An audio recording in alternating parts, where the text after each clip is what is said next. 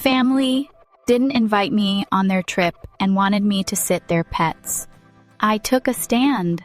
You won't believe what happened when I found out my family was planning a trip and didn't invite me. I thought I was just the dependable one, always there when they needed me.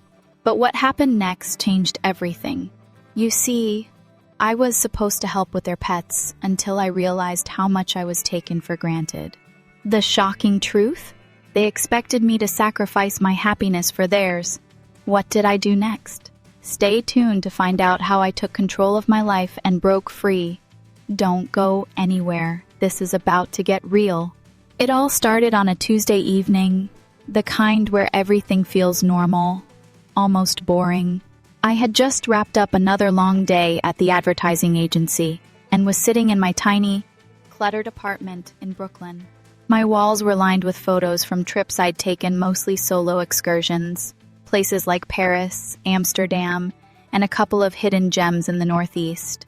I had built a life for myself. It wasn't perfect, but it was mine. I liked it that way. But little did I know, everything was about to shift with a single phone call. It was Emily, my younger sister, the golden child of the family. She had this way about her, a certain charm that made everyone believe she could do no wrong. She was always the one everyone rallied behind. Meanwhile, the first, the older one, was the responsible, reliable one.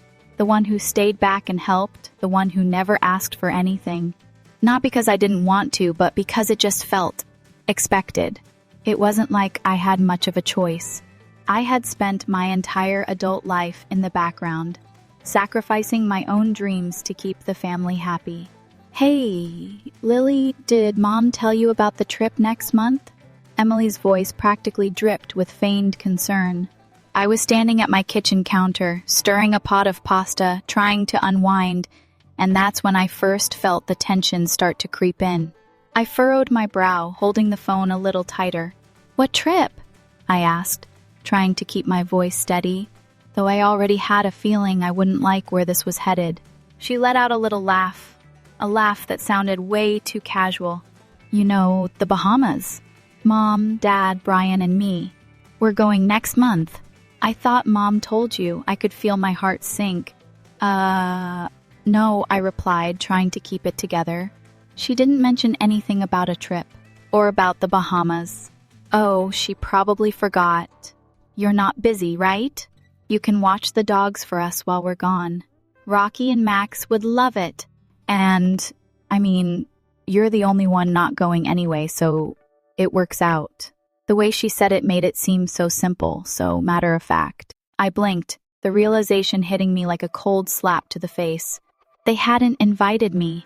My own family had planned a vacation, without even bothering to mention it to me. Not once. It stung, but that was nothing new. The pattern had started years ago, when Emily was accepted into NYU, and they threw this huge party for her. Custom banners, catered food, all their friends there to celebrate. But when I got into Boston University, with a full scholarship, no less, my parents barely reacted. My acceptance letter stayed on the fridge for 2 days before it was replaced by Emily's summer dance recital schedule. That was just how it was. Emily was the star, the one who got the attention, the one who could do no wrong. And I was just there. I had put up with it for years. The ignored accomplishments, the forgotten birthdays, the fact that they only seemed to care when they needed something from me. And here it was again. They wanted me to stay behind and pet sit, all while they lounged in the Bahamas, basking in the sun, sipping cocktails. I was supposed to be the reliable one, the dependable one, the one who never said no. "Okay, so, you're all going?" I asked, though I already knew the answer. "Yeah, it's going to be so much fun. We'll be gone for about a week. It's not like you have any plans, right? You never really go anywhere. You're always working." Emily's words felt like a jab, though she didn't mean it that way. Or maybe she did. I swallowed hard. "Actually, I do have vacation days. I've got 3 weeks saved up." 3 weeks? Wow. "You never take time off, though." And what would you even do with all that time? You never go anywhere fun, Emily laughed, like she didn't understand why I'd ever need a break. I wanted to tell her how wrong she was, how I had spent years saving up for adventures I would never get to take. But I didn't. Instead, I just said, I'll think about it. After I hung up, I stared at the phone in my hand. How could they do this? How could they plan this huge family trip and not even consider inviting me? For years, I had bent over backward, always putting their needs above my own. I worked multiple jobs in college. I helped them with everything from finances to dog sitting. And yet, here I was forgotten. Again, I paced back and forth in my kitchen, the weight of it all settling in. They had never really seen me. Not really. To them, I was just the dependable one, the background player, the one who never rocked the boat. I always said yes because it was easier than standing up for myself. But this time, something inside me snapped. I opened my laptop, my fingers hovering over the keys. A flight to Greece, Santorini. I had always dreamed of going there. The dates matched perfectly with my family's trip. I didn't hesitate. I booked the flight. When my mom called later that evening, I could hear the urgency in her voice. Lily, I've been meaning to talk to you. We need a favor. You know Rocky gets anxious at the kennel, and Max needs his medication every day. I'm counting on you to help. I almost laughed. Oh, I know. Emily already told me. I could hear her confusion. So you'll do it, right? Your father already spoke to the kennel, and Sarah's so excited about the resort. You know how she loves the water. Actually, I won't be able to, I said, my voice calm, but the anger was bubbling under the surface. I've made other arrangements. There was a pause on the other end of the line. What do you mean? What's more important than helping your family? My trip to Greece, I said flatly. The silence that followed was deafening. I knew what they were thinking. How dare I? How could I choose something for myself over their plans? But for once, I didn't care. I had been the reliable one for too long, and it was time for me to live my life on my own terms. The next few days were a blur. I couldn't shake the feeling of betrayal, not just because my family had planned a trip without me, but because I realized how little they had ever truly seen me. I spent most of that week at work, my mind constantly drifting back to the phone call with Emily. The guilt was already starting to creep in, but I kept pushing it away. I had made the decision. I couldn't go back now. The following Sunday, I was sitting at my desk when my phone buzzed. It was a text from Mom. I almost didn't open it, but curiosity got the better of me. Honey, we really need to talk. I'm counting on you. Can you please help us with Rocky and Max while we're gone? Your father already made arrangements with the kennel, and I don't want to have to cancel the trip. It would really mean so much to us. I stared at the text for a long time, feeling the familiar pressure rising in my chest. I knew what was coming next. This wasn't just a simple favor, it was another demand. Another test of how far they could push me. I had been the responsible one for so long, the one they could always count on to sacrifice her own needs for theirs. How many times had they expected me to drop everything without asking, just because they assumed I would? My mother was always so careful with her words, so tactful, but there was an unmistakable sense of entitlement woven into her message. It was almost as if she couldn't comprehend that I had a life outside of their expectations. I replied, I've already made plans, Mom. I'm not available. I didn't hear back from her for a while, but by the time evening rolled around, I could feel the storm brewing. I had just settled in with a glass of wine when my phone buzzed again. This time, it was a voicemail. I almost didn't listen to it, but again, I felt this strange pull to hear her voice. Lily, sweetie, I really need you to think about this. You know how stressful the kennel can be for Rocky. He doesn't do well in new environments. And Max, well, you know how particular he is about his medication. I don't want to ask, but I don't know who else to turn to. Please, honey, I'm begging you. We've been planning this trip for months, and I don't know what we'll do without you. You're the only one who can help. I know you understand. I sat there for a moment, staring at my phone, feeling the weight of her words. The pleading. The guilt. It was all so familiar, and for a second I almost gave in. I could hear her voice in my head, the way she always made me feel like I was the one who had to hold everything together, like I was the one who could always be counted on. But the more I thought about it, the angrier I got. They had never asked me what I wanted. They had never once considered that maybe I had my own dreams, my own plans. All I had ever been to them was a safety net, and this time, I wasn't going to catch them. I deleted the voicemail without replying, but I knew that wouldn't be the end of it. I had been in this position before. I had seen the way my family worked. The guilt trips. The manipulation. I had always been the one to give in, to bend to their will because it was easier than saying no. But this time, I wasn't going to let that happen. This time, I was going to stand my ground. By Monday morning, the calls started. First, it was my mom again. Then Emily. Then even Dad, who usually stayed out of the drama. I could almost feel the tension in the air as I ignored their calls, my phone buzzing relentlessly. But I couldn't face it. Not yet. Not until I was ready to speak my truth. That evening, after a long day at work, I sat on my couch, trying to relax, but my mind wouldn't stop racing. I opened my laptop and stared at the screen for a long time. The images from my last trip to Montreal popped up, beautiful photos I had taken while exploring the city, capturing the little details of everyday life. I had started a travel blog a few years ago, mostly as a way to keep track of my trips, but I never really told anyone about it. It was mine, my personal space where I could share my thoughts and experiences without anyone judging me. I thought about that blog for a while, about how my family had never once acknowledged it. They had never taken the time to read any of the posts, never asked about the photos or the stories behind them. To them, it was just another one of my little hobbies, something to be dismissed, just like everything else I did. But that was my outlet. That was where I poured my soul, and they didn't even care. So I decided to do something for myself. I booked a flight to Santorini, Greece, the place I had dreamed of going for years, but never had the courage to actually do it. I'd always put it off. Too busy, too much going on.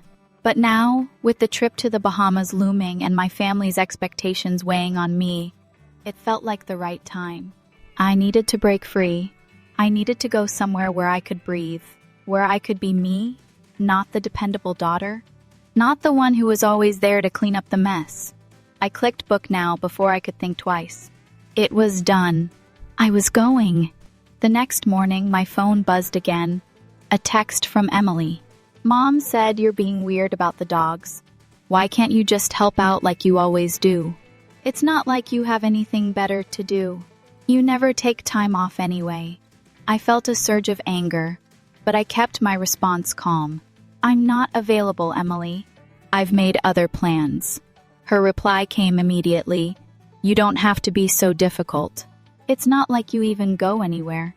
Mom's upset, Lily. She really needs you. I took a deep breath and put my phone down. The pressure was building. I could feel the anxiety creeping in, but I couldn't give in. I had been in this situation too many times, and each time, I had let them win. I wasn't going to let it happen again. Not this time. That evening, I went out for a walk to clear my head. The air was cool, the kind of crisp fall evening that made everything feel sharp and clear. As I walked through the streets of Brooklyn, I felt like I was walking away from my old life. The life where I was always the one who put everyone else's needs before my own. The life where I always said yes, but not anymore. By the time I returned home, my phone was full of messages, emails from my mom, texts from Emily, even a voicemail from Dad, all asking the same thing, pleading with me to help with the dogs. It was like they couldn't understand why I wasn't jumping to be their savior. I had to stop. I had to tell them the truth. The next day, I decided to finally confront them. I gathered the courage to call Mom and tell her what I had done. When she picked up, I didn't waste time. "Mom, I'm going to Santorini. I'm not going to help with the dogs." Her response was immediate. "What do you mean? You can't just leave us like this. You know how much we're counting on you." I could hear the panic in her voice, but it didn't faze me. "I've made other plans, Mom. I'm not going to cancel them. I'm going to Greece." There was a long pause on the other end of the line, and when she spoke again, it wasn't the calm, collected tone I was used to. "How could you do this to us, Lily? How could you just abandon your family like this?" I took a deep breath, letting her words wash over me. "I'm not abandoning anyone, Mom. I'm just choosing to live my own life for once. I'm tired of always being the one who sacrifices everything for everyone else. It's my turn now." Her silence spoke volumes, but I didn't regret it. Not anymore. Things are getting intense, right? But here's the question: will I keep sacrificing my dreams for them? Or will I finally break free and live for myself? Do you think my family will come around and understand? Or will they completely turn their backs on me? Drop your guess in the comments. Comment #1 if you think they'll change. Or comment #2 if you think it's too late for them to ever get it. You won't want to miss what happens next. The next few days after I made the decision to go to Santorini felt like a whirlwind. I could almost feel the tension in the air every time I stepped into my apartment. My phone never stopped buzzing with messages and calls. The first few days, I kept telling myself it was the right decision, my own trip, my own time, but I couldn't ignore the constant pull of guilt gnawing at me. I knew what they would say. I knew how they would try to manipulate me. But this time, I wasn't going to give in. It started with my mom. She called several times, but I didn't pick up. I could already hear the familiar panic in her voice, the one that made me feel like I was the only person who could fix everything. I wanted to stay strong, to stick to my guns, but a part of me, the part I had spent years suppressing, felt guilty. I didn't want to disappoint her, but when I thought about the years of never being considered, never being truly seen, it became easier to ignore the guilt. This wasn't about her anymore. This was about me. On Wednesday night, I was sitting on my couch, scrolling through my laptop, looking at pictures of Santorini. The vibrant blue seas, the whitewashed buildings with their winding streets and hidden cafes. It was everything I had dreamed of, but it was also a sharp reminder of everything I was leaving behind. I didn't realize how suffocating my life had been until I started planning this trip. I had spent so many years being the one they leaned on, the one they expected to always be there for them. I didn't even remember the last time I had done something just for me. The thought of being in Santorini, surrounded by new sights, new experiences, it was like I could finally breathe again. But then my phone buzzed. It was a message from Emily. "Mom's really upset. I'm sure you don't want to cause her more stress. Please, just help out with the dogs." "It's not that hard. You're the only one who can do it." I stared at the screen, my fingers hovering over the keyboard. I had already made up my mind, but the way she phrased it, the way it sounded like she was guilt-tripping me, hit me like a punch to the gut. It's not that hard. Like I didn't have a life of my own. Like my time didn't matter. That's when I realized I had been doing this for so long, letting them walk all over me without ever thinking of myself. I couldn't keep doing that. Not anymore. I took a deep breath and typed back, "I've already made plans. I'm not going to change them."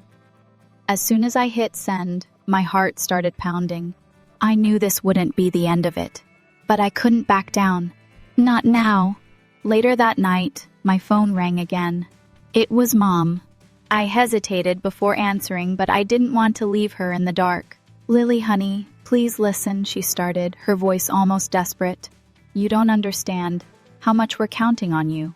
Rocky's not doing well at the kennel, and Max's medication is such a hassle. You're the only one we trust with them. Please, don't do this." Her voice cracked a little at the end, and I felt the familiar pang of guilt deep in my stomach. But I quickly pushed it aside.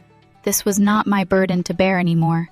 I wasn't the family's doormat. I wasn't going to be the one who sacrificed everything for them just because they couldn't make their own decisions.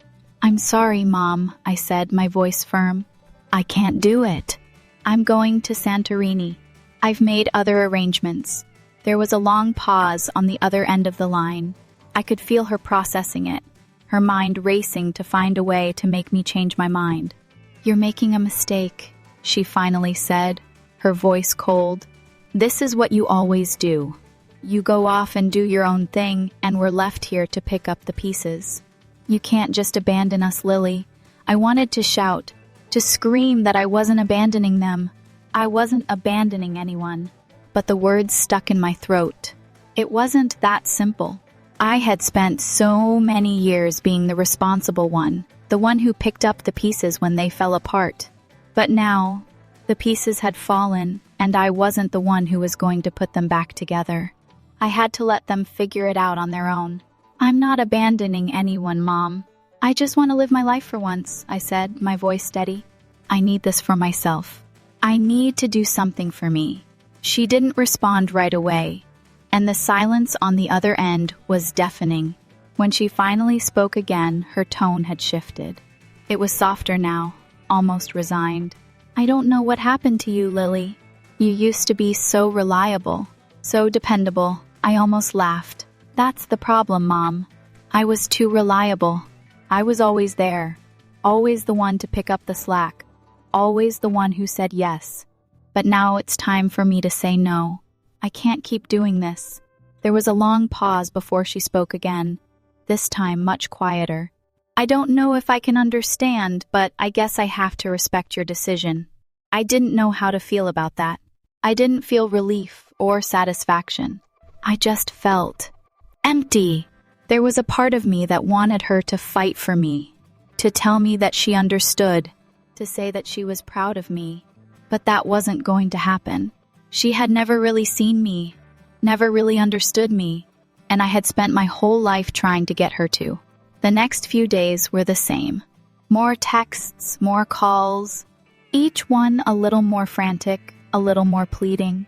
Emily kept pushing, trying to guilt me into helping, but I stayed strong, even when it was hard. I had made my choice. And no matter how much they tried to pull me back into their web of expectations, I wasn't going to give in. Finally, on Friday, the day before my flight, I decided to take the plunge. I was going to Greece, and I wasn't looking back. My suitcase was packed, and I was ready for a fresh start. When I got to the airport, I felt a rush of excitement mixed with a little bit of fear. This was it. I was leaving behind everything I had ever known for something new, something that was all mine. I didn't know what to expect, but I knew it was going to be worth it. As I boarded the plane, the weight that had been pressing on my chest for so long seemed to lift, just a little. This was my life, and I was going to live it, finally. The days leading up to my departure felt like a slow build up to an inevitable storm. I had finally done it. I had booked my flight to Santorini, and I was sticking to my decision no matter what. But the guilt, the doubt, the constant barrage of messages from my family, it all started to weigh on me more than I cared to admit. At first, I felt empowered. It was liberating to stand up for myself, to not give in to the years of being the family's reliable backup plan. But as the day of my departure drew closer, the pressure built. My phone was practically buzzing non-stop with texts, voicemails, and even emails. It was like they couldn't accept that I had made a decision that didn't revolve around them. Mom's texts started out with the usual pleading. "Lily, please. This trip is so important to us. We've been planning it for months. We really need you to help with the dogs. You're the only one who can do it." I could practically hear her voice in the words, dripping with that familiar sense of urgency, like everything would fall apart without me. It was like she couldn't even begin to understand that I had a life too, one that didn't involve dropping everything for them. But what hit me the hardest was the voicemail I got from Dad. He was always the quiet one, staying out of the drama, but when he called, it was different. "Lily, I don't know what's going on, but your mom's really upset. You've always been there for us, and we need you now more than ever. Please don't make us beg. I could feel the unspoken accusation in his voice, like I was somehow letting the family down by choosing to do something for myself. I had always been the dependable one, the one who picked up the pieces when they fell apart. I had been that person for so long, I had almost forgotten who I was outside of the role they had cast me in. It wasn't until now, when I started planning this trip, that I realized how much of my life had been spent trying to meet their expectations. I had always been the one to say yes, no matter what, no matter how much I wanted to say no. But this time was different. This time I had to put myself first. And yet, with every message, every phone call, the doubt crept in. Was I really being selfish? Was I abandoning them when they needed me most? It was a constant tug of war in my head. Part of me wanted to drop everything and go back to what I knew, being the one who cleaned up the mess, the one who kept everything together, the one who never said no. But another part of me, the part that had been quiet for so long, screamed for me to keep going, to break free. I couldn't keep living in this cycle. I couldn't keep being the one they used when it was convenient and ignored when it wasn't. On Thursday, the day before I was supposed to leave, Emily showed up at my apartment unannounced. She had this way of walking in like she owned the place, like she was entitled to just barge into my life whenever she felt like it. The minute she stepped into the living room, I could feel the tension in the air. She didn't even say hello, just dove right in. "Mom's worried, you know," she said, crossing her arms, her blonde hair perfectly placed like she had just stepped out of a magazine ad. "You can't just leave us hanging like this. You're always the one who helps. You can't just abandon your family." I felt my chest tighten, but I forced myself to stay calm. "I'm not abandoning anyone, Emily. I've already made my decision. I'm going to Greece." "You're being ridiculous," she said, her voice suddenly sharp. "Why can't you just do this one thing? Why does it always have to be about you? You're always so busy, so caught up in your own little world. It's not like you have a real life anyway. You never take time off. This is just like every other time. You're making it about you, as usual." That hit harder than anything she had said. It was like she had completely dismissed everything I had done for myself. Every sacrifice, every moment I had given up for them. She made it sound so simple, like my whole life could be reduced to just helping with their damn dogs. Like I didn't have goals, dreams, or even a desire to live my own life. That was when it clicked. I had been doing everything for them for so long, and they still couldn't see me for who I was. They saw me as their backup plan, their safety net, always there when they needed me. But never once did they ask about my life, about what I wanted. "That's the problem, Emily," I said, my voice steady despite the anger rising inside me. "You and Mom don't get it. I have a life too, and I'm tired of always putting it on hold for you. This is my time, and I'm not going to apologize for that." Her face flushed with frustration. "You're just going to leave us? After everything we've done for you?" I took a step back, trying to breathe through the rising tension. "You've never asked what I needed, Emily. You've never cared about my life. You just expect me to always be there when it's convenient for you. But I'm not doing it anymore. I've made plans. I'm going to Santorini, and that's what I'm doing." She stared at me for a long moment, like she was trying to process what I had just said. But I could see the wheels turning in her mind, and I knew she wasn't going to back down. "You're making a huge mistake," she finally muttered. "Mom's going to be really mad, and Dad's not going to understand."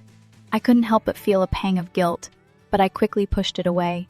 This wasn't about them. This wasn't about making everyone happy or playing the role I had been forced into. This was about me. About finally standing up for myself. About living a life that wasn't defined by their expectations. I wasn't going to apologize for living my own life. I had spent too long being the person who was always there, always dependable, always putting myself second. "Maybe they'll understand someday," I said, my voice softer now, but firm. But right now, I'm doing this for me. She opened her mouth to say something else, but I cut her off. I have to go! My flight's in the morning. She just stood there for a moment, her arms still crossed, her eyes narrowed, but I could see the hint of something else in them. Maybe it was a realization. Maybe it was the first time she understood that I wasn't going to be the one they always relied on. Fine, she said after a long pause, her voice softening just a little. But don't say I didn't warn you. And with that, she turned and walked out of my apartment, leaving me standing there, feeling like I had just made the hardest decision of my life. But as the minutes ticked by, the weight of it all started to lift. I wasn't going to let them guilt me into staying anymore. I was going to take that flight to Greece and live the life I had been dreaming of. Finally, for once, it was my turn. The days leading up to my departure were a strange mix of anticipation and dread. It was like I was standing on the edge of something huge, something that would change everything. I knew it was the right decision, but the pressure from my family was relentless. It was like every call, every text, every message from them was an attempt to pull me back into the life I was trying to leave behind. They didn't get it. They couldn't. They had never seen me for who I really was, not the reliable daughter who fixed everything for them, but the woman I was finally starting to discover. By the time Friday evening rolled around, I was in full pre-trip mode. I was packed. Everything was ready. My flight was set to leave early the next morning, and I was trying to hold on to that spark of excitement. But every time I thought about what lay ahead, Santorini, the blue waters, the freedom, I couldn't shake the growing sense of dread that clung to me like a shadow. I had spent years putting everyone else first. Years of being the family doormat, always there when they needed me, no questions asked. And now, when I finally took control of my life, it felt wrong. But it wasn't wrong. It couldn't be. I had to remind myself of that. It was as if the universe knew I was close to making this life-altering decision. Because right before I headed to bed, my phone buzzed with yet another message from Emily. "You're really doing this, aren't you?" she wrote. "You're going to ruin everything. Mom's devastated and Dad is barely talking to anyone. They've been trying to figure out what to do with the dogs, but you know how picky Max is. You can't just leave them like this." I stared at the screen, her words ringing in my ears, and I could feel my chest tightening. I was ruining everything? I was the one who had been holding everything together for years, and now that I was doing something for myself, I was the villain in this story. But that was the problem, wasn't it? They had always expected me to just fall in line, to sacrifice my own happiness for the sake of their comfort. And now that I wasn't playing my part, everything was falling apart. I wanted to throw my phone across the room, but I didn't. Instead, I typed back, my fingers trembling. "I'm not going to change my mind, Emily. I'm going to Santorini. I've made my decision." I waited for a response, but none came. I didn't know whether to feel relieved or anxious. I had finally set a boundary, but somehow it still felt like I was the one in the wrong. As I tossed my phone onto the bed, I felt a sudden surge of anger, not just at Emily, but at everyone in my family. For years, they had taken my reliability for granted. I had been the one who always helped, who always said yes, even when it meant losing pieces of myself. And for what? So I could spend the rest of my life watching them go on trips, throwing parties, and living their best lives while I stayed behind. Always the caretaker, never the one who got to have fun. I took a deep breath and looked around my apartment.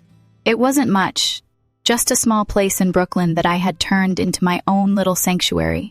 The clutter on the counter, the half-filled wine glass sitting on the coffee table, the stacks of magazines and travel brochures scattered on the floor, it all felt so temporary, like I was living someone else's life. I hadn't really felt like I was living in years, and that realization stung. But now, as I prepared for this trip, it felt like a spark of something new, something I had been suppressing for far too long. For the first time in ages, I was doing something for myself. I wasn't the family's fallback plan anymore. The night before my flight, I sat on the couch, staring at the travel blog I had been keeping for years. It was something I had started as a hobby, a way to document my trips, but over time, it had grown into something more. I had followers now, people who actually appreciated my photos and writing. It was more than just a hobby. It was proof that I was capable of something more than just being the family caretaker. But they didn't care. They never took the time to look at it, to see the person I was becoming. To them, it was just another one of my little hobbies, something that didn't matter. I clicked on a post from my last trip to Montreal, reading through the comments from strangers who had taken the time to thank me for sharing my experience, for inspiring them to step out of their comfort zones. I felt a sudden pang of emotion. Why was it so easy for these strangers to see me, to value me, when my own family couldn't? I didn't know the answer, but in that moment, I realized something important. I had to start seeing myself the way they saw me. I had to stop letting my family define my worth. The next morning, I woke up early. I didn't want to think about the texts, the calls, or the guilt. I couldn't let myself back down now. I threw on my favorite travel outfit, grabbed my suitcase, and headed to the airport. My heart was racing, my mind a whirlwind of conflicting emotions. Was I making the right decision? Could I really go through with this? As I walked through the airport, my phone buzzed again. It was a text from Dad. "Lily, I know you think we don't appreciate you, but we do. Please don't do this. We really need you." I couldn't even bring myself to reply. I just slid my phone back into my bag and kept walking. I had to keep moving forward. I wasn't the person they wanted me to be anymore. I was someone else now. Someone who had dreams. Someone who wasn't going to give up her own happiness just to make sure they stayed comfortable. By the time I boarded the plane, the finality of it all hit me. I was leaving everything behind. The guilt, the fear, the uncertainty. It was all still there, lingering in the background, but I knew I couldn't go back. This was my moment, my chance to break free and finally live for myself. As the plane took off, I looked out the window at the skyline of New York fading into the distance. And for the first time in years, I felt free. The flight to Greece felt surreal, like a dream I was terrified to wake up from. As the plane took off and the city I had called home for so long shrank beneath me, a mix of emotions washed over me: excitement, relief, and an overwhelming sense of freedom. For the first time in years, I wasn't thinking about anyone else's needs but my own. The weight of my family's expectations, the endless guilt trips, the unspoken pressure to always be the one who kept things together, it all seemed to evaporate as the plane climbed higher into the sky. But that relief didn't last long. As we ascended, my phone buzzed. Of course, it was Emily. "You know, Mom's really upset," the message read. "She's trying to figure out how to fix everything, but you've made it impossible. Please, don't ruin this for the family." I stared at the words for a moment, the familiar sting of guilt creeping in. But I quickly reminded myself why I was doing this. I had spent my entire life being the reliable one, always the backup plan, always the one who picked up the pieces when things fell apart. And now, for once, it was my turn. My turn to have the freedom to live my own life without constantly having to put them first. As the hours passed, I tried to focus on the excitement of my trip. I had always dreamed of going to Santorini, the winding cobblestone streets, the whitewashed buildings, the sunsets that seemed to paint the sky in every color imaginable. It was a dream I had kept tucked away for so long, thinking it would always be out of reach. But now, as I sat in the air, thousands of miles away from the familiar pull of my family's demands, it finally felt real. But of course, nothing was ever that simple. By the time the plane touched down in Athens, I had received 3 more messages from my mom, and at least 6 from Emily, all pleading, all trying to get me to change my mind. It was like they couldn't understand that this wasn't just about watching the dogs or taking care of them while they went on their vacation. This was about me. This was about finally putting myself first for once in my life. And yet, the guilt kept creeping in, each message gnawing at me, each call from my mom laced with just enough desperation to make me question everything. I tried to push the thoughts aside as I collected my luggage and made my way to the hotel. I was in Greece now, and no amount of guilt, no amount of pressure from them could take that away from me. But the moment I stepped out into the warm, golden sunlight of the Greek island, I felt a pang of loneliness I hadn't expected. I had told myself that this was what I needed, that this was my moment to break free. But the silence of being away from everything, from the constant noise of family obligations, hit me harder than I anticipated. For a moment, I almost wanted to turn around, hop on the next plane back home, and go back to the role they had always cast me in. I could already picture my mom's face, disappointed and upset, but ultimately grateful that I had come to my senses. The old me would have done that.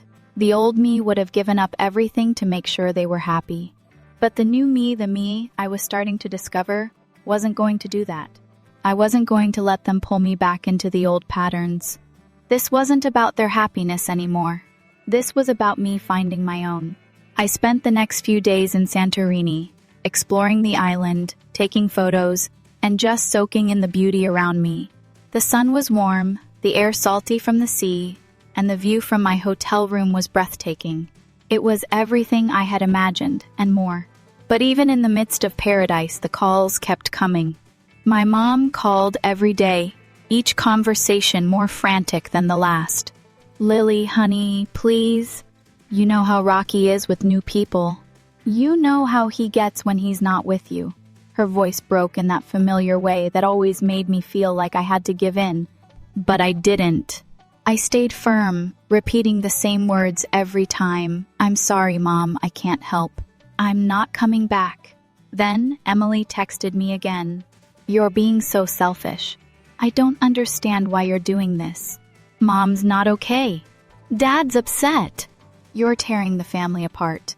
The guilt hit hard this time, the familiar ache that made me question everything. But I couldn't let myself fall into that trap again. I had to remember why I was here. I wasn't just running away from my family's demands. I was running toward something I had been missing for so long. I was running toward freedom. I tried to shake it off and focus on what was around me. I walked through the narrow streets of Santorini, my camera clicking away as I captured the beauty of the island. There were moments, fleeting seconds when everything felt right, when the weight of my family's expectations lifted off my shoulders and I could just breathe. I found a quiet spot by the water one evening, as the sun began to dip below the horizon, painting the sky in hues of pink and orange. The tranquility of the moment almost made me forget the storm that was still brewing back home. But then my phone rang again. I looked at the screen, and it was Dad. I took a deep breath before answering. "Lily, I don't understand what's going on with you," he said, his voice more tired than angry. "You've always been the one we could count on. You've always been the one who made everything work. Why are you throwing that away?" It hit me harder than I expected. I had been the one who always made things work. I had been the one who kept everything together, even when it meant ignoring my own needs. But it wasn't about that anymore. It wasn't about being their safety net. It was about me, about finding my own path, my own purpose. I had been the one who sacrificed, and now it was time for them to understand what it felt like when the roles were reversed. "I'm not throwing anything away, Dad," I said, my voice steady despite the storm of emotions inside. "I'm just finally living for myself. I need this. I've needed this for a long time." The silence on the other end of the line was deafening. I could hear him breathing, but he didn't say anything for a long time. "I just want you to be happy," he said finally. "But I don't know if I can understand this. Not now. Not like this." And that was it. I didn't have the words to make him understand, and I realized I didn't need to. This wasn't about their understanding. It was about mine. I had come here to find myself, and I wasn't going to let them make me feel guilty for doing it. The rest of my time in Santorini was a blur of new experiences, new sights, and new memories. I found a piece of myself I had long buried, and for once, it felt like I was finally on the right path. The guilt never fully went away, but it didn't control me anymore. I was done being the backup plan. I was done being the one who always said yes. This time, I was saying yes to myself, and that made all the difference. It was just a few days into my trip, and Santorini had already begun to work its magic. The view from my hotel room was enough to make me feel like I had stepped into a postcard azure blue waters, the cliffs glowing under the Greek sun, and the soft, salty breeze brushing past me like a sigh of relief. I had spent the last few years living under the weight of my family's expectations, always the one to pick up the pieces, always the one who sacrificed my time, my energy, and honestly, my own happiness to make sure they were comfortable. But now, in this new place, far from the chaos I had left behind, I finally felt like I could breathe. I wasn't just running away. I was running toward something, toward peace, toward a life I had forgotten was mine to claim. It should have been the perfect escape, but of course, nothing is ever that easy. I knew it was coming. It was inevitable. I had been waiting for it, and finally, my phone buzzed with an all-too-familiar notification. A text from Emily. I took a deep breath and clicked open the message, already bracing myself for the storm that I knew was brewing. "I can't believe you're still doing this," it read. "Mom and Dad are so upset. You're tearing the family apart.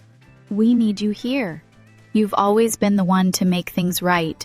Why are you choosing now to be selfish?" I stared at the screen for a moment, my fingers tightening around my phone. There it was, that familiar mixture of guilt and anger that seemed to creep in whenever my family decided that their needs outweighed mine. Selfish was the word they always used when I stood up for myself. I had heard it so many times in my life, but for the first time, it didn't sting the way it used to.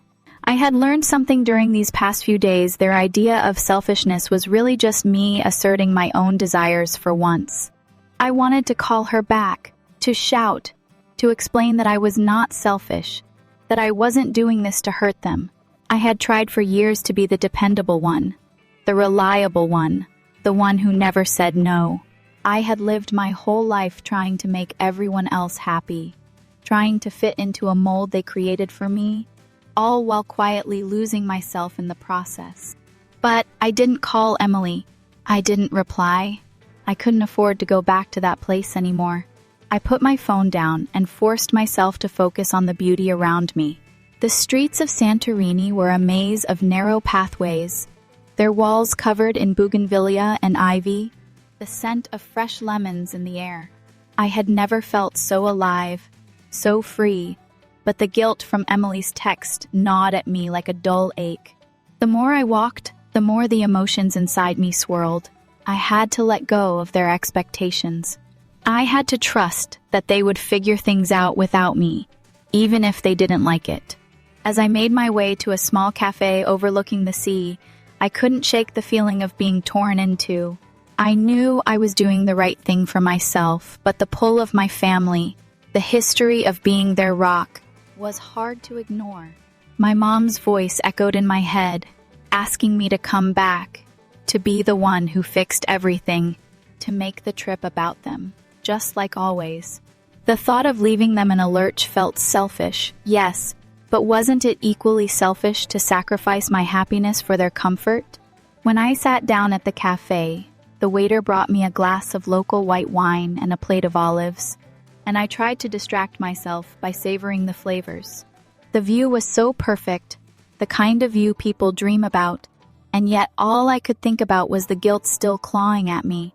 I wanted to lose myself in the beauty of this place, to let the stress of family melt away with each sip of wine, but my phone buzzed again, interrupting my moment of peace. It was a call from my mom. For a second, I hesitated, staring at the screen. My heart raced as I thought about what was at stake here. My mom's calls always came with an unspoken weight. She never just called to check in. She called when there was a crisis, when there was something urgent, something I needed to fix. I couldn't bear it anymore. I couldn't keep living my life for them, I had to let go, to allow them to face the consequences of their actions. If I kept caving, I would never be able to breathe again. So I let it ring. I let it go to voicemail. For the first time in my life, I didn't pick up, and it felt like a small victory. The guilt didn't disappear right away. It lingered in the back of my mind, constantly reminding me of everything I was leaving behind. I thought about Rocky, the dog I had spent so many hours caring for, and Max, the cat who was on a strict medication schedule. I thought about my parents and how much they relied on me. I wanted to reach out, to help, to make things right. But I knew that if I went back, I would be doing it for all the wrong reasons. I would be doing it because they had trained me to be their backup plan, their lifeline when things fell apart. I spent the next few days exploring the island, visiting ancient ruins, walking through small villages, and getting lost in the beauty of it all. As the days passed, the guilt began to fade. I found myself getting lost in the quiet, getting lost in the photos I was taking, capturing moments that belonged only to me.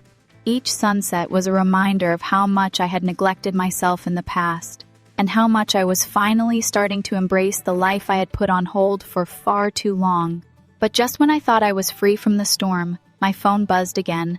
It was Emily, and this time the message was different. "You're right," it said. "I've been selfish. I didn't understand before, but I do now. I'm sorry for pushing you. Mom and Dad are still upset, but I think they're starting to get it. I just wanted you to know we miss you." That was it. The words that had been circling around in my head for so long. The words I had been waiting to hear. For the first time, they were acknowledging that I wasn't just a backup plan, that I wasn't just the one who picked up the pieces. They missed me, not because they needed something from me, but because I mattered to them. I felt the tightness in my chest loosen. For the first time since I had left, I finally felt like I could let go. I had done something for myself, something they hadn't asked for, something that was mine and mine alone. And for the first time, it felt like they were starting to understand that. It wasn't perfect. I knew that. My relationship with my family was still complicated, still tangled in years of expectations and unspoken rules. But in that moment, I realized something important. This trip, this time for myself, was more than just an escape. It was the beginning of something new, something better, something where I was the one in charge. And for the first time in a long while, I felt like I was exactly where I was supposed to be. I should have known it wouldn't be that simple. I had just started to feel like I was reclaiming my life, like I had finally made a decision that was for me, and then my phone buzzed again. The sudden vibration against my side jolted me out of the reverie I had been lost in while wandering the narrow cobblestone streets of Santorini. The sun was setting, casting a golden glow across the island, and I had felt, for the first time in ages, like I could breathe. But now, there it was. A text from Emily. I hadn't heard from her in a couple of days, and I'd hoped that meant she was coming to terms with my decision. But no such luck. "Mom is really upset," the message started, just like the others. "She's still asking about you. We really need you to come back. You can't just leave us hanging like this, Lily. You're the one who always fixes everything." It was like a punch to the stomach, each word like a knife twisting deeper into me. I could feel the tightness in my chest, the familiar rush of guilt, the voices of my parents echoing in my head, calling me the dependable one, the responsible one. They had always relied on me to be the one who cleaned up their messes. I was the one they called when something went wrong, when they needed a favor, when they needed someone to make everything okay again. And now, it felt like they were dangling that same responsibility over my head, even though I had made it clear that I wasn't going back to that life. I stared at the screen, my fingers gripping the edges of my phone like it was the only thing keeping me grounded. Part of me wanted to throw it across the room, to just shut it out, to silence the voices of my family who never seemed to understand that I was a person with my own needs, my own desires. But another part of me, the part I had spent years trying to ignore, wanted to pick up the phone, to apologize, to tell them I would come back and fix it all. It felt easier to slip back into that role, the one where I was needed, the one where I was the one who could make everything better. But that wasn't who I was anymore. At least, I didn't want it to be. I had come so far to get to this point. I had left behind everything that had weighed me down for so long, and I couldn't let them pull me back into their world of expectations and guilt trips. I had to stay strong no matter how hard it was. I walked down the narrow street, the golden glow of the sunset reflecting off the whitewashed buildings, trying to steady my breathing. The island was beautiful, almost too beautiful to believe.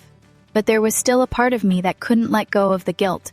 I could hear my mom's voice in my head, the same voice that always made me feel like I had to be the one to fix things. I could hear her asking why I didn't care about them, why I was choosing this over the family. And it was hard. So hard. I wasn't used to being this person, the one who said no, the one who walked away. I found myself sitting on a bench by the edge of the island, overlooking the caldera. The sky was painted with streaks of orange and pink, and the sun sank lower, kissing the horizon goodbye. The serenity of the moment should have calmed me, but all I could think about was how my family would react. Would they forgive me? Would they ever understand why I had to do this for myself? The weight of their expectations was like a chain around my chest, and no matter how far I ran, it felt like they were still pulling me back. My phone buzzed again. Another message, this time from my dad. I hesitated before opening it. I wasn't sure if I could handle hearing from him right now, not after everything that had been said. I braced myself, but nothing could have prepared me for what was inside. I don't know what's going on with you, Lily. You've always been there for us, always done the right thing. This isn't like you. Why are you doing this? Why are you walking away? His words hit harder than anything Emily had said. I wasn't just letting them down, I was betraying them. Or at least, that's how it felt. It was as if by choosing to live for myself, I was abandoning them entirely. For so long, I had been the one they turned to, the one who never hesitated to say, yes, the one who always took on the burden without question. And now that I was finally doing something for me, they couldn't understand it. I wiped my eyes, trying to steady myself, but the emotions were overwhelming. I had thought I was stronger than this. I had thought I could just let go, walk away, and leave all the guilt behind. But as I sat there in the fading light, the loneliness of the moment began to creep in. I missed them. I missed the idea of being needed, being the one they turned to for comfort, for guidance. I missed being the one who had it all together. But I couldn't keep living like that. I couldn't keep ignoring myself to make sure they were happy. After a long moment, I took a deep breath and stood up, my legs shaky beneath me.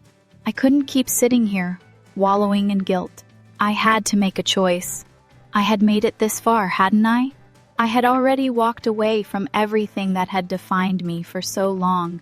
I wasn't going to turn back now, no matter how hard it was, no matter how much it hurt. I went back to my hotel room, sat on the bed, and stared at the messages again, one by one. I didn't feel relief, but I knew I couldn't give in. I wasn't going to be the family's caretaker anymore. I wasn't going to be the one who always took on the weight of their problems.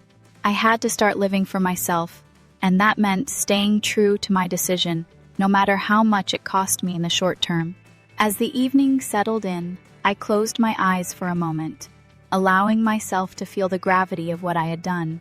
And then, a sense of calm washed over me. For the first time, I wasn't making a decision based on what was expected of me. I wasn't choosing the path of least resistance. I was choosing me, and maybe that was the hardest part of all, the realization that living for myself, for the first time in my life, was the greatest act of bravery I could ever do.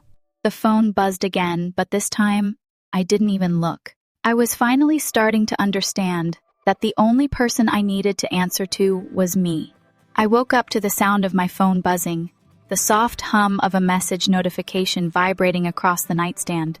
For a moment, I just stared at it, unsure if I even wanted to know who it was or what it might say. I had gotten used to ignoring the calls, the messages, the pressure from home. It was like a weight that had been hanging over me for days, suffocating me with every new notification that popped up. But today felt different. There was a calmness in the air, a sense of peace that had been missing for so long. I had made it this far, hadn't I? I was in Greece, living my dream, far away from the suffocating grip of my family's expectations. I reached for my phone, took a deep breath, and opened the message. It was from Emily. I had expected it, honestly. She had been the one to guilt-trip me the most, trying to convince me that I was wrong for choosing myself over them. The message read, "Mom called again this morning. She's still upset. You know how she gets. I'm just saying we miss you. Please come home soon. We're all worried about you." I could almost hear the desperation in her words.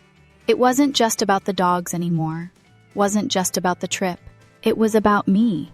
About how they had always counted on me, always assumed I'd be there to fix everything, to make things right. And now that I was doing something for myself, something that wasn't about them, they didn't know how to handle it. It was almost as if my absence had caused a crack in their perfect little world. The thought of it made me feel small, like a tiny part of me wanted to run back home, to make things right again, to go back to being the dependable daughter, the one who always made things better. But I stopped myself. I had to stop living for them. I had to stop being their safety net. I tossed the phone back onto the bed and got up to stretch, looking out at the bright morning sun that spilled over the edge of the island. The view from my window was breathtaking, the rolling hills, the calm sea, the vibrant blue sky. It was everything I had dreamed of. I had dreamed of coming here for years, escaping to this beautiful place where I could just breathe and be free. And now that I was here, I could finally feel that freedom starting to seep into my bones. But as the minutes ticked by, I couldn't shake the feeling that there was more to this decision, more to what was happening than just a vacation. I wasn't running away from my family. I wasn't abandoning them. But I had spent so many years bending to their will, living my life in service to their needs, that I had forgotten what it was like to live for me. To really live. The truth was, this trip wasn't just about escaping. It was about reclaiming myself, about rediscovering the person I had been before I got tangled up in the web of family obligations, before I became the one who always said yes, the one who always sacrificed what I wanted for the sake of their comfort. I had given so much of myself to them over the years, lost so many pieces of myself in the process, that I didn't know who I was anymore. Santorini wasn't just a getaway. It was the beginning of something new, something I hadn't known I needed until now. It was a way for me to reconnect with myself, to explore my passions, my desires, my dreams. For the first time in a long time, I felt like I was living my life on my own terms. The next day, I decided to take a day trip to the other side of the island. I had heard about a small village that wasn't quite as touristy, a place where you could get away from the crowds and see a more authentic side of Santorini. I wanted to lose myself in the beauty of the island, to be surrounded by the simplicity of it all. I rented a scooter, the wind rushing through my hair as I drove along the winding roads, my heart pounding with excitement. There was a sense of freedom in the air, something I hadn't felt in so long. For the first time in years, I felt like I could finally be me, no expectations, no guilt, just the open road ahead of me. When I arrived in the village, it was everything I had hoped for: quiet, peaceful, with cobbled streets and little cafes tucked away in the corners. I wandered around, taking in the sights, breathing in the fresh air, and for the first time in a long time, I didn't feel like I had to rush. There was no timeline, no obligations, just me and the island and the life I was beginning to build for myself. I spent hours in the village, taking pictures, sipping coffee, talking to locals, and just soaking up the peace that seemed to surround me. It was so simple, so quiet, and yet I felt more alive than I had in years. When I finally got back to my hotel, the sun was setting, casting a golden glow over everything. I stood on my balcony, looking out at the sea, and felt a wave of gratitude wash over me. For the first time in a long time, I felt like I was exactly where I was supposed to be. Later that night, I sat down to dinner at a little restaurant by the water. The food was simple, fresh, and delicious.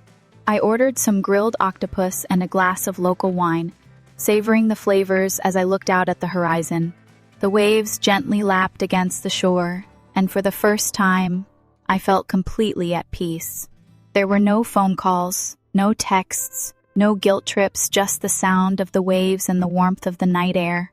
I thought about the messages from my family, about how they were still trying to convince me to come back. Emily's words echoed in my mind, "We need you here." I knew they missed me, but I also knew that if I went back now, it would be the same old pattern. I would slip back into the role they had cast me in, the one where I was the one who always had to make things right, always had to be there to fix everything. And I couldn't do that anymore. Not for them. Not for anyone. I realized then that this trip wasn't just a getaway, it was a rebirth. It was the beginning of me finding my voice again, of reclaiming my life. I had spent so many years living for others, and now it was time for me to live for myself. The thought was freeing, and as I sipped my wine, I smiled. I knew it wouldn't be easy. There would still be moments of guilt, moments when I felt like I was abandoning my family, but I was starting to understand that this was my life. And if I didn't live it for myself, no one else would. When I got back to my room, I finally replied to the messages. To Emily, to Mom, to Dad. I let them know that I was doing okay, that I was enjoying my time here, and that I would be back when I was ready. But I didn't apologize. I didn't go back to that old place where I always had to make everyone else happy at the cost of my own well-being. This time, I was putting myself first, and that felt damn good. As the days passed, I felt lighter, freer, more like myself than I had in years. I was no longer tethered to their expectations, no longer bound by the roles they had assigned to me. I had broken free, and it was only just the beginning. So, what did I learn from all of this? Taking care of yourself is not selfish, it's necessary. If I had never made that choice to live for me, I'd still be stuck in the same old cycle. But here's the kicker, my family still didn't get it at first. Do you think they'll ever understand? Stick around until the end to find out the truth, and make sure you're subscribed for more moments of transformation. This journey isn't over yet. What would you do if you were in my shoes? Let me know in the comments. I've learned that putting yourself first isn't selfish, it's necessary. For too long, I let others define who I was, what I needed, and how I lived. We all have a responsibility to honor our own lives and dreams, not just the expectations others place on us. It's easy to fall into the trap of always saying yes, always fixing everything, but in doing so, we lose ourselves. Don't wait until you're suffocating to realize your worth. Take time for you, your happiness, your peace, those matter too. If you don't live for yourself, who will?